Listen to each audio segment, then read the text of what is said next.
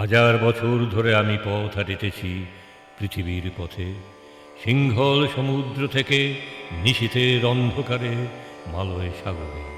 অনেক ঘুরেছি আমি বিম্বিসার অশোকের ধূসর জগতে, সেখানে ছিলাম আমি আরো দূর অন্ধকারে বিদর্ভ নগরে। আমি ক্লান্ত প্রাণের, চারিদিকে জীবনের সমুদ্র সফেন, আমারে দুদণ্ড শান্তি দিয়েছিল নাটোরের বনবাতাসে। চুল তার কবেকার অন্ধকার বিদিশার নিশা, মুখ তার শ্রাবস্তির কারুকার্য, অতি দূর সমুদ্রের পর হাল ভেঙে যে নাবিক হারায়েছে দিশা। সবুজ ঘাসের দেশ যখন সে চোখে দেখে দারুচিনি দ্বীপের ভিতর, তেমনি সে দেখেছে তারে অন্ধকারে। বলেছে সে, এতদিন কোথায় ছিলেন? পাখি নীরের মতো চোখ তুলে নাটোরের বনবাতাসে।